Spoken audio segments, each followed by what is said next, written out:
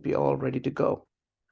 All right. So, folks, the recording has started, and this by continuing to be in this meeting, you're all consenting to be recorded.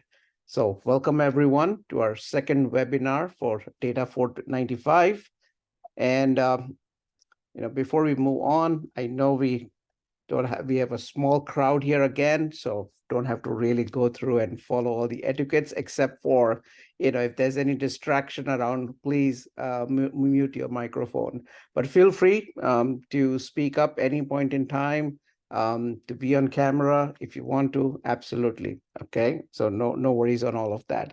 And again, we'll keep this session shorter than usual. I'll try to just keep it short, understanding that you have a lot going on at your end. So, if maximum will go is an hour. Okay, let me put it this way. We will be done much earlier. I am confident about that, but it depends on the kind of questions I get and kind of discussions we get into. So the agenda that I have for folks today is to just like a little refresher. Again, I'm not going to add more color to it, but pretty much just kind of going in like a quick review and like what were the main points that you touched upon. So you could call it as a little refresher kind of about weeks 1 and 2 and what you should be really talking about or understanding at this point in time. Then we'll talk about all the deliverables that are due, right? What are the basically the assignment one that I'll be kind of talking about here, which is really going to help you with your discussions as well. So we'll touch upon and then talk about your assignment one, which is going to be due at the end of this class week, which is next Tuesday. And then open it up for your questions. But again, if there are any questions while I'm going through any of the slides, feel free to unmute yourself and speak up. Okay. All right. So first and foremost, you looked at all the you had a lot of reading material on the data science life cycle, right? And there are quite a few methodologies that are out there. Quite a few that have been popular, and there are many that are not been around as much or talked about as much, but they're kind of they were there in almost in you could say 90s or late 90s. We had different methodologies, and then of course when things started to mature with the data science technologies, we saw some the methodologies that took shape and some that become more popular, right? So one of them is CRISP PM, which came out almost, I believe, in mid 90s to late 90s. We had this methodology that came about, which talked about, what are the different phases of a data science project. Like, you start with business understanding, then you start looking at your data, and then it's kind of an iterative process, right? Because sometimes you look at the data and you want to also know, like, what is going to be a business problem, what kind of a problem that you're going to solve by looking at the data, what is the data telling you, right? And what value that you're going to bring on table, what kind of decision making are you going to do based on the data set that is given to you.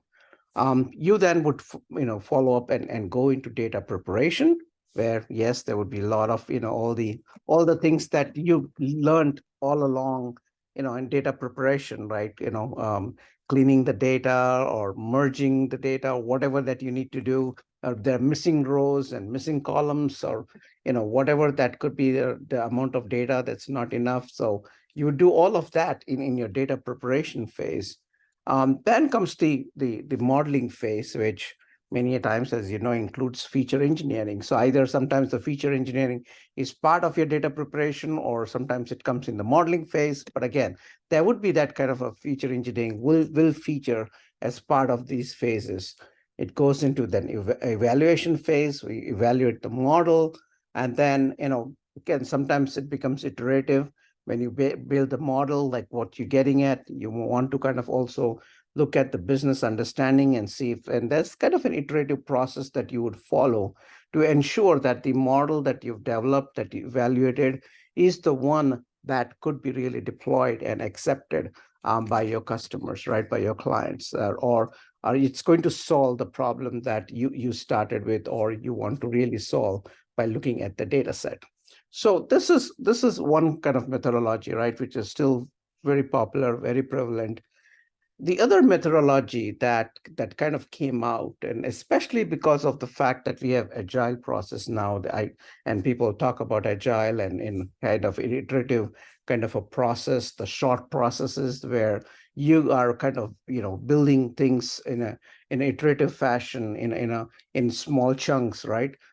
So it's like you have that agile process in software development. You have a very similar process for data for data science projects where OSEMN would mean obtaining the data, scrub the data, which is also data preparation, right? It's just a different word there. But scrub, you explore it like with your visualizations, and all the statistical analysis, and you'd explore that and also provide visualizations. Then you would kind of go into the modeling phase, and then you go into the interpreting the model, like what you've really come out with, and also evaluate. So again, this is also an iterative process, like you would kind of go on for until you build the entire project that you kind of started with, but you're building in chunks here. You're building it iteratively in an agile fashion. So this is another methodology that is out there. And next, this is the team data science process. Again, you would see very similar kind of phases. They are talking about business understanding. Then you have the data acquisition and understanding, right? What's your data source like, and what type of a pipeline it is, whether it's streaming or whether it's low or high frequency kind of a data or a static data. What's your environment like? Is it a cloud environment? Is it on-premises data?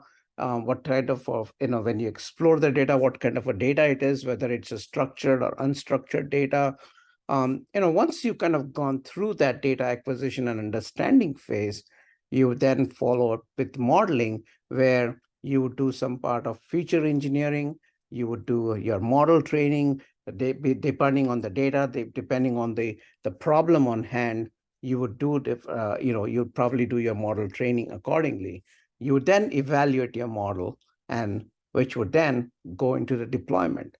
Now, again, these are all iterative processes, because you could be going back and forth between business understanding, your data acquisition preparation, or maybe with modeling and data preparation. So all this is kind of a cyclic or an iterative process that goes on until you kind of deploy what you need to deploy, what you have in hand, right? And ensure that the customer accepts it, the client likes what you've developed, and it's this right solution for the problem on hand. And if so, well, that's the kind of end of that cycle, right?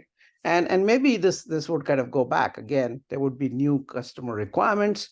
You could probably look at more data and maybe build a model again. Maybe this is again the entire life cycle is also iterative, because you cannot just knowing what you that data comes in.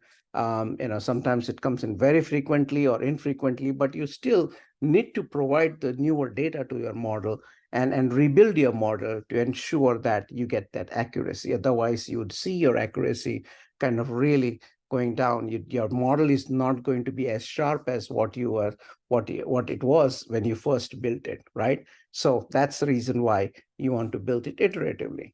So there are many such method. I mean, there are quite a few methodologies, and there's no single methodology that we would say that you could follow. It depends on the project on hand, depends on the problem on hand, depends on what you feel is what you feel is going to be the right approach, the right way of managing all these different phases.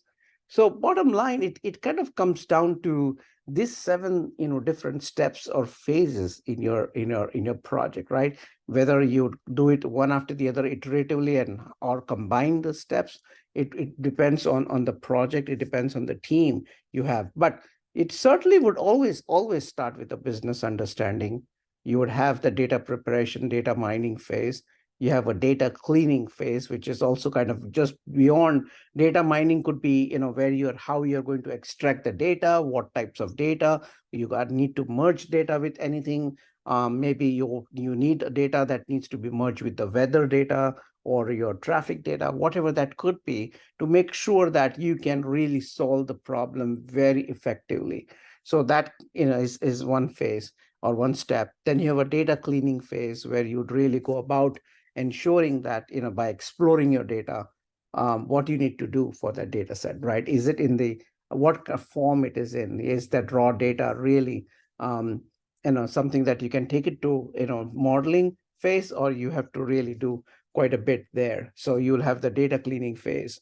You have the data exploration. Absolutely. No data science project would be complete without, exploration, without the visualization, because that's the key. That's what's going to get you to building the right model or understanding your data well. And data exploration, your feature engineering, then of course the predictive modeling, and then the visualization of the model, or how your problem solves. So all these different steps will be part of your project, and depending, as I said, you could combine some steps. You would probably have these steps in an iterative fashion, but again, you could go with any methodology. So this was one aspect that you definitely took on in your very first week of getting on board with the course, right? Before I go on to the second one, any questions on data science lifecycle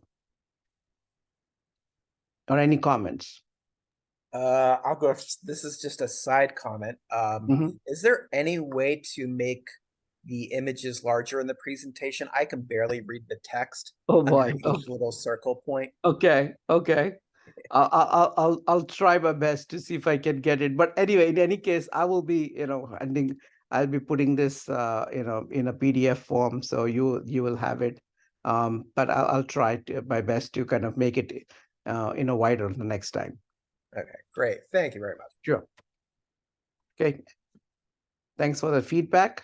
Any other questions or feedback or comments?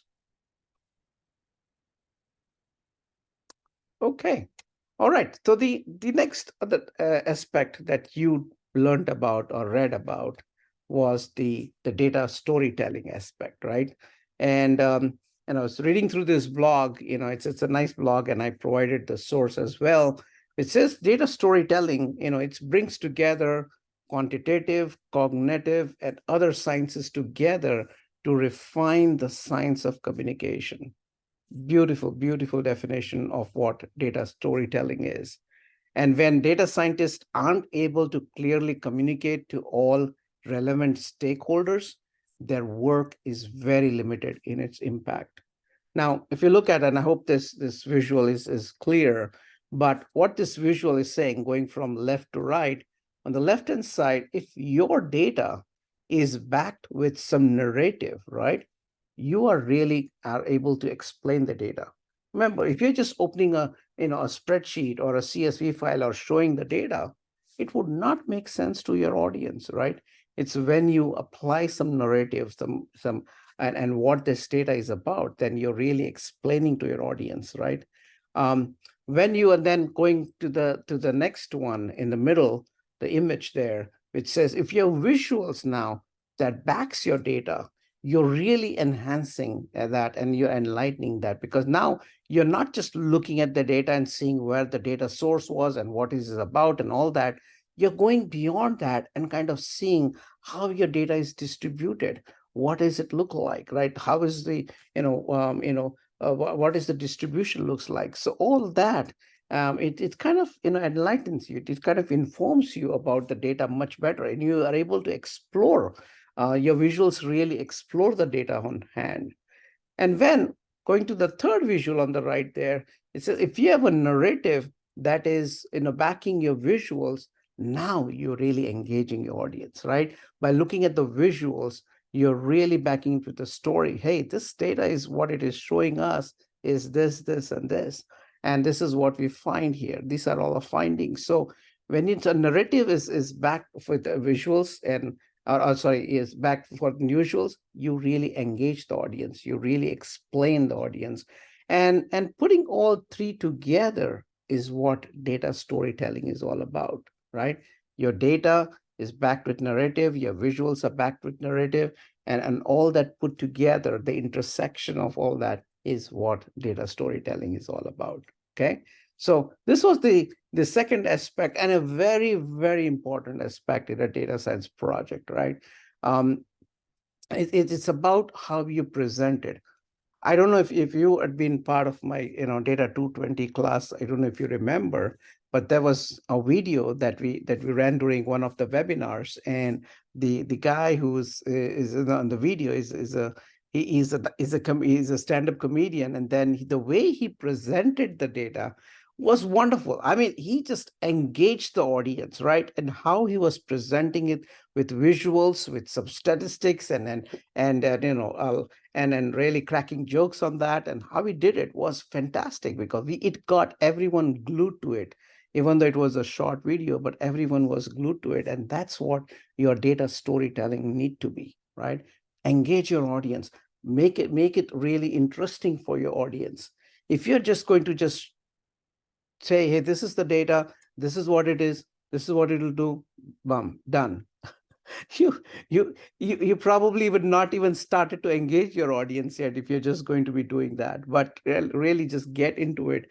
Think of, like, if you're going to be presenting it something, try presenting it to someone who has absolutely no idea of data science project, and make them sit down in front of you, and then you present it and see if that person understands. At least, they may not be data scientists, they may not be knowing anything about data science, but when you explain it to them and they understood what your project is about, bingo, right? You got it, you nailed it. So that's what data storytelling is about. All right. And next was the third and the other important aspect that you kind of learned during the last couple of weeks, or the second week especially, is about data visualization. And I need not go into all the details about data visualization techniques. You've done that. You've worked on it right from your very first course to the last course. You would have done it. You've done it in some form or fashion. You've done data visualization. So I just kind of wanted to show this cheat sheet, and I know that you've seen this cheat sheet in multiple times. You have it probably in multiple places and different things. But this is a wonderful cheat sheet, actually. If you are at any point in time stuck with saying, okay, what kind of a visual would go on? I think by looking at this, you really get some idea. Like, okay, when it's comparison, I can take this chart. When it's a distribution, I should use density curves or histograms. Or when it is composition, like what it is composed of, then I can use my pie charts or my area graphs and so on, right? So, or the relationship with the scatter plot. So all that kind of, it's this helpful. I mean, you can still go beyond that. Again, this doesn't cover all the visualization techniques, but it at least gives you it at a glance, like, what can I do with my data? What do I really want to do, and what kind of charts I can pick up, okay, or I can use. So before I go on to the project data sets and talk about your assignment, any questions?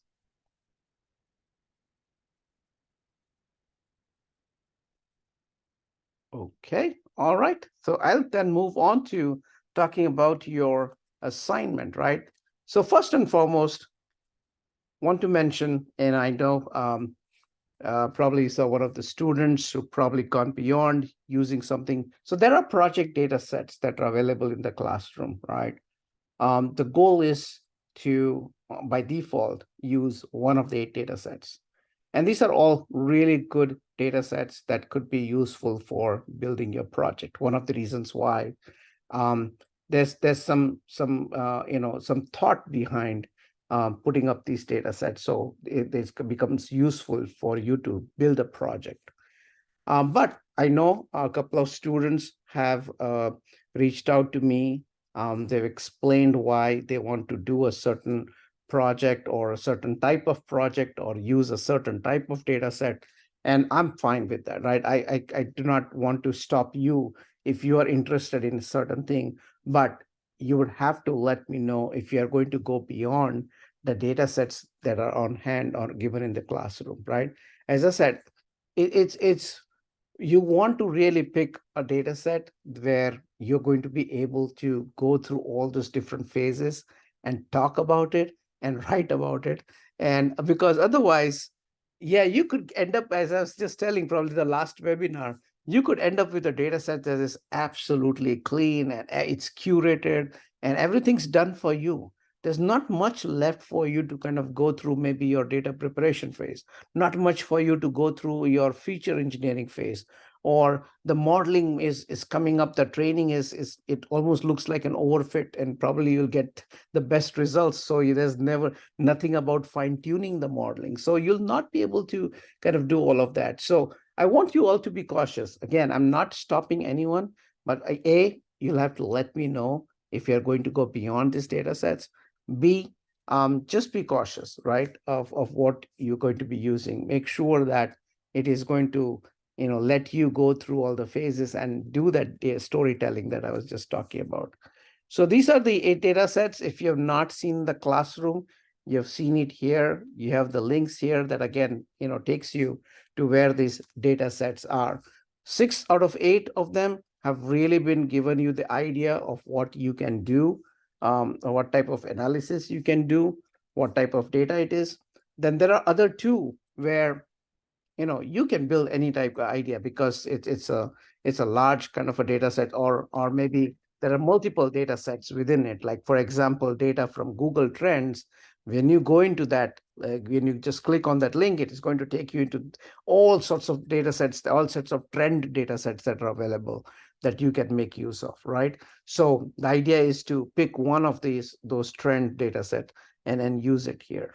Okay, so any questions on the data sets? Is anybody still struggling to? Yes, Professor, I have a question about Sure. the financial data set. Mm-hmm. So I clicked on that link, but I didn't receive, I didn't find any data out there to work with. So I don't know if I need to do a web scraping there or something else. You did not see the link taking you to a financial No, data? I click on the link, but I did not find, I click on the link, but I did not find the data. So there was nothing when you clicked on the link, or there was a bunch of information, but there is no data. Like data I got to download on kind of CVS, Excel or CVS file, CSV file. Sorry. okay, I'll take a look at that. But yeah, if you I'll check on that. It should be there, but I know there was someone, I think one of your students who's already using this data set. So I'm wondering why you could not see the data that's kind of behind it. But I'll take a look at it. Okay. And if time permits, we'll kind of, take a look at it together. We can go on the browser and look at it. Okay. Thanks, Avnir. Any other questions on the data sets? Okay. So what's your assignment 1 about, right? Very important. You've got a template, and I want you to really pay attention because everything that's required here has been put it up. Now, one thing that is in addition to what you're seeing here, I went straight into the template where assignment 1 is. But before that, there's an executive summary. I would strongly suggest you start with something now. You would still need it at the end, but start with an executive summary. And even though it may not be like something that is required for assignment 1, but you'll be able to start kind of go back to it, right? You will start updating your executive summary as you go along, and as you move on to the different phases of the project.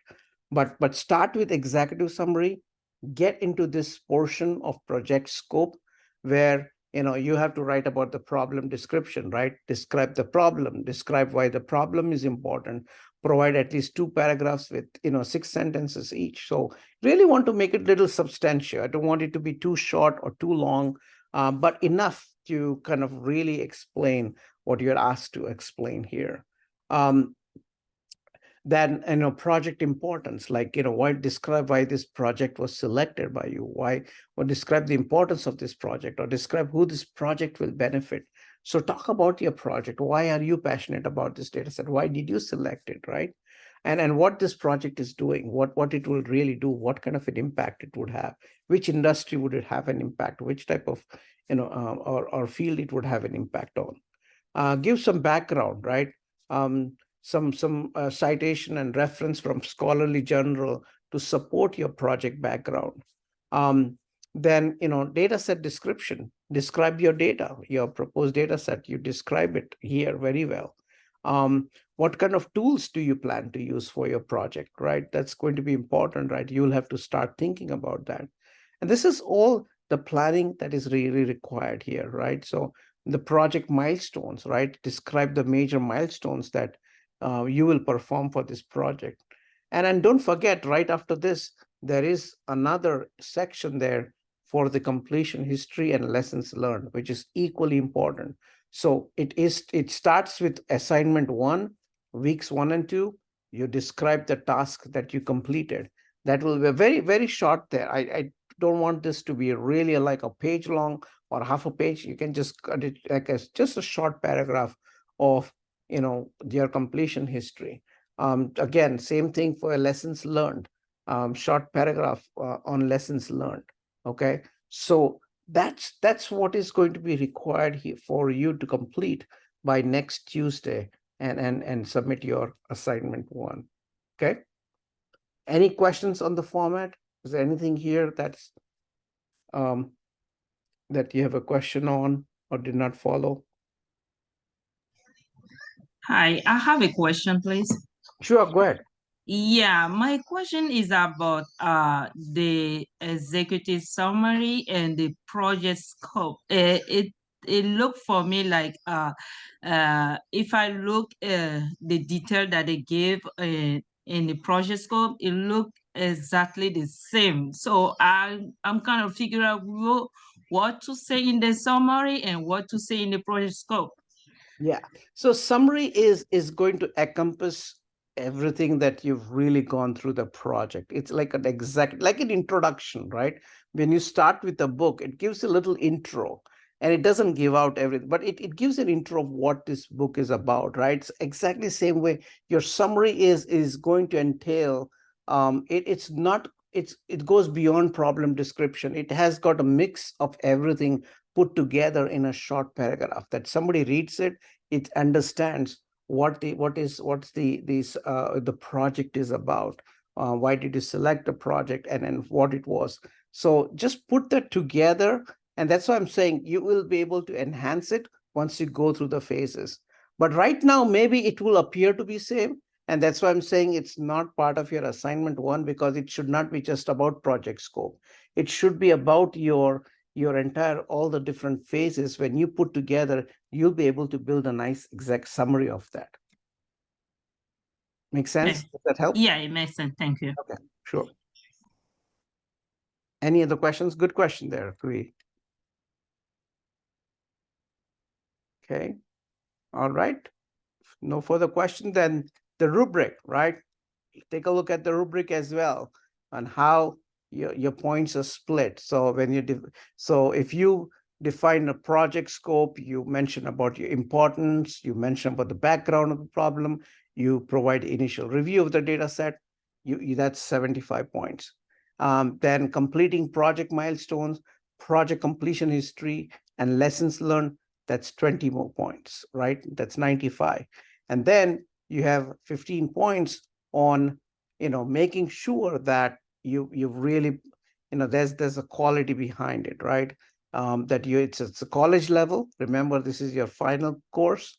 Want to make sure that the writing is at college level. It's organized, spell checks, grammar checks, all has been done very well. You've used resources.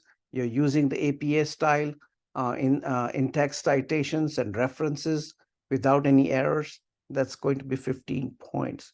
And I don't want anyone to lose those 15 points, right? It should be given, right? This is, you've been doing this so many times over the last, few years that you've been, a couple of years that you've been working on this degree. So you've written multiple papers, you've done this in school and in college as well. So make sure you get all these 15 points. And quality, guys. I mean, absolutely, all those 90 points on the top, or sorry, 95, I'm sorry. The 95 points is not just kind of writing a one-liner and getting away with. Think about the quality. Think if you are going to be reading this or giving somebody to read it, they're going to understand what you've mentioned about it, right? So again, don't make it like a real book, each of these sections. At the same time, don't make them one-liners or two-liners. Try to come up with some very substantial work. I'll tell you, I've seen people working on this project in the past. Students have put up like a paper anywhere in the range of the last everything put together in the range of 20 to 40 pages. That's all it comes out to, right? So think about that. I mean, I'm not saying length is important, quality is more important, but that's how it kind of expands. Like you want to really have an expansion, and don't think this is a paper, so everything together at the end should be just 4 pages long. It won't. If it is 4 pages long, you're pretty much writing one lines for it, each of these. There are so many sections you'll be filling out. Make sense? Okay. All right. Then the discussions, right? I've kind of also already mentioned this, and you folks who kind of worked with me in the past, we did this 445, 460. You want to really go with your early initial posting as early as Saturday if you can, because that's really going to be helpful for you to focus on your classrooms, or classmates posting, and really provide some good comment to them or ask questions to them, engage with them, right? So you have to comment on 2 classmates' post. Number 3, you have to respond to my or your classmates' comments or questions, or just acknowledge, right? If they're not asking questions, they've provided some good comments for what you've done, please acknowledge, right? Wouldn't we do it in real life? If somebody says, something about you, or hey, you really look good today, or you've done a fantastic job, what would you do? Just you smile? You'd probably say something back, right? So that's what you really want to do here. Acknowledge or answer your classmates or back, or any responses from me. And finally, if you are someone who is going to be posting late and there's going to be no comments, and sometimes, if you've been posting in the evening, late evening hours on the last day, all bets are off that you'll get any comments back or that you can acknowledge. So if that's the case, I would say comment on your own post, enhance it. I'm not saying you have to just speak to each other, but yourself, but enhance it in a way that, okay, well, I'm late, so maybe I need to enhance my my initial post, or say something about it, right? So that's what you need to do. Keep these 4 points of discussion always in mind. And I'll keep bringing this up, because I don't want any of you to lose points in this course. This is your final course, your final hurrah. Please do it in style. I want everybody to succeed. So I'm going to just bring this up multiple times, guys. Okay? Any questions on discussions? Okay. So what are you going to do for the first 2 weeks? What were your deliverables? So you had your personal introduction done. Again, not mandatory, you don't get any points, but if you do, it's a good thing to know your classmates. You selected your project idea. You're going to be putting up a discussion, and you'll also be putting in your assignment 1, your very first assignment coming up here along with the discussion. Okay, so that's what is kind of going to be due. That's what has been your focus for the first 2 weeks. Now, in terms of webinars, we did the webinar last Thursday. If you have not watched, if you are not here or not watched it, I strongly suggest you just go over, please watch the webinar. There were nice questions or some discussions that we had that's going to be really helpful to you, right? And maybe you had the same questions in mind, or maybe you're looking for that response or feedback from me. So please watch that if you have not. The next webinar is going to be on November 9th, which is going to be 2 weeks from now. And then every 2 weeks, we will kind of follow up until the last webinar for weeks 7 and 8. I hope this is a good frequency for you. I did not get any feedback whether I need to do it more often or less. I did not get any feedback. So I put something here together. If there's any feedback from you, if you think this is not enough or this is too much, please speak up, right? I would not hold it against you.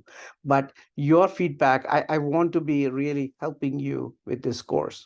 So if you think you need me more here, I will be here more. If you need less, I'll kind of cut it short because I don't want you to waste your time, but focus on the work on hand.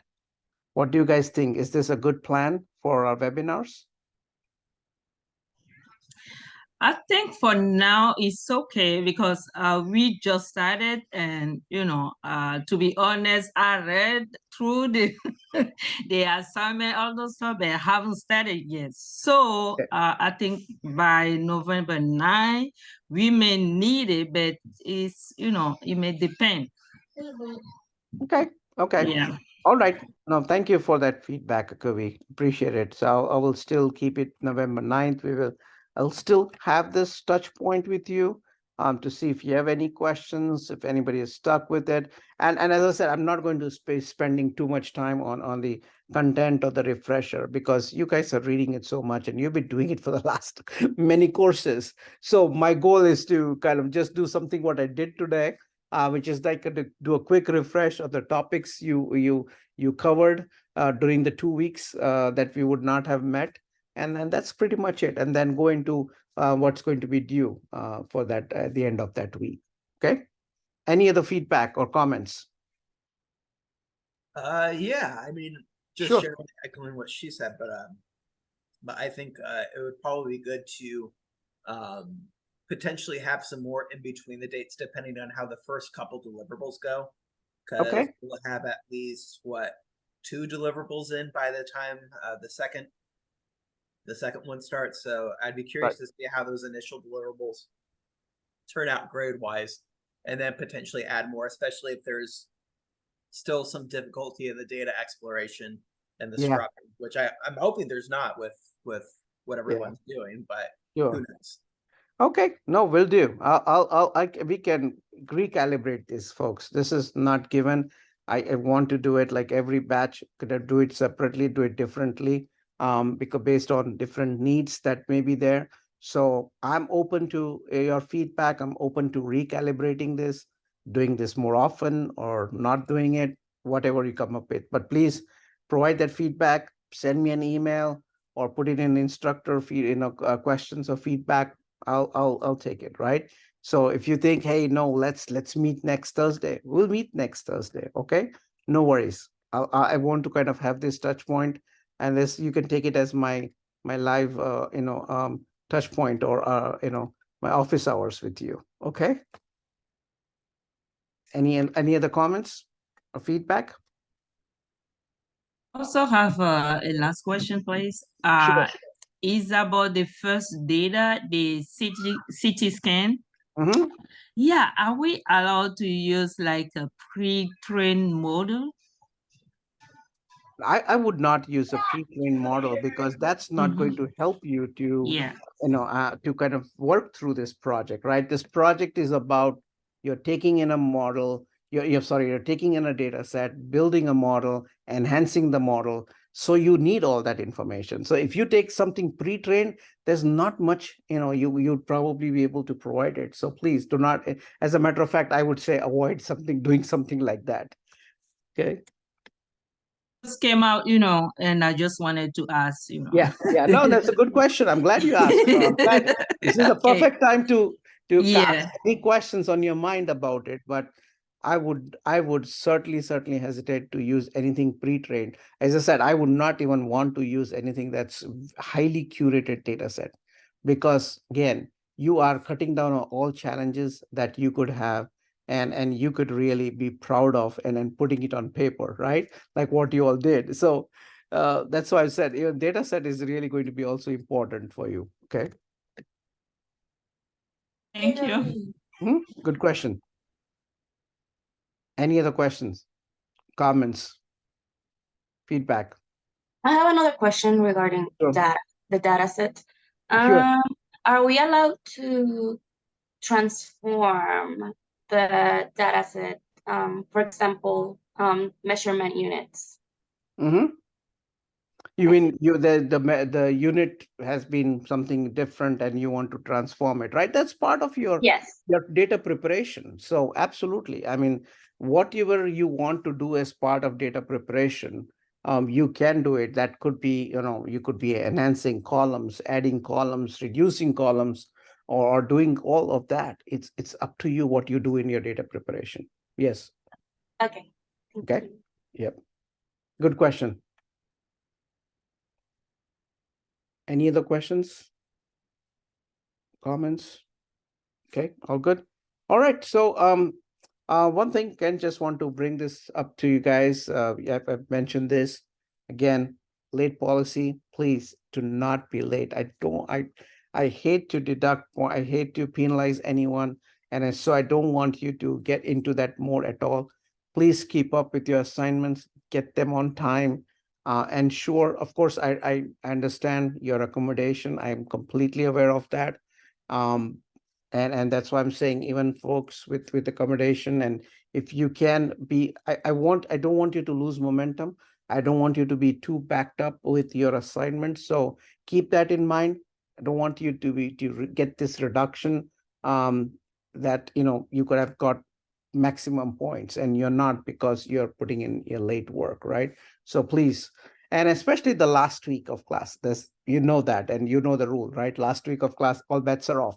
Everything needs to be in by the end last day, because everything needs to be graded in a couple of days time. So okay, remember this. And lastly, how to get in touch. This is my email ID. I've put this slide last time as well, and I'll put it up every webinar, just so you know that you have a way to contact me, or to your advisor team, or to the to our program management, or to our program director. Okay. All right. With that, I'm still open for any questions that you may have. Any general questions, anything regarding assignment 1, whatever we went through today, open for that. Anything on your mind? Yeah, Professor, can we go check, can we go on the Yes. financial data, please? We'll definitely do that. Okay. I think I found something there. Since I'm using my tablet, I'm not able to download that properly. Okay, sure. We'll check on that. Okay, as soon as I'm done, I'll just pull this slide down and we'll go into the browser. Okay. Okay, sir. Any other questions? Thank you for reminding me that, Avnir. Problem, sir. All right. If no questions, thank you all. Feel free to drop. I'm going to spend some time with Avnir, taking a look at that financial data set. But otherwise, I wish you all a wonderful evening, and good luck with your assignment and discussions. And I'll meet you if there's no other comment or feedback I receive for meeting next Thursday. We'll meet exactly 2 weeks from now. Okay. Thank you all, and feel free to stay back if you have to. Okay, take care. Bye. Thank you very much. Yeah, so let me get to that. Give me a second, Avnir. I'm just going to share my screen.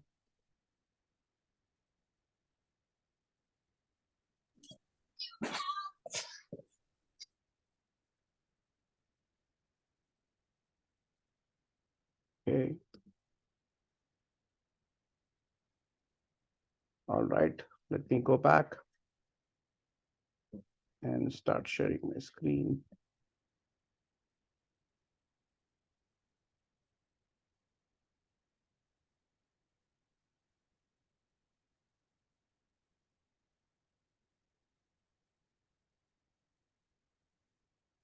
Okay. All right, so this is the web page that you get to, right? Yes, sir. Right, so this is the latest version of the data set. When you click on that, it gives you a way to download it in an Excel form. Oh, I didn't click on that, sir. Maybe I didn't click on the. Yeah, there's the hyperlink. There's the latest version of the data set, and there's an Yes. older versions of the data set. Okay. Yes, sir. Okay. Are you good?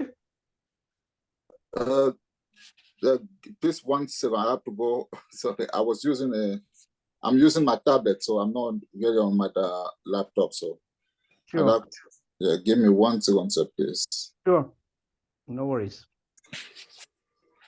Okay. What was? Okay. While you try that, I'm just going to stop the recording. I think I just hopefully this should be helpful to others who are watching this recording. So let's stop the recording. Okay. Yes. Okay, I got it.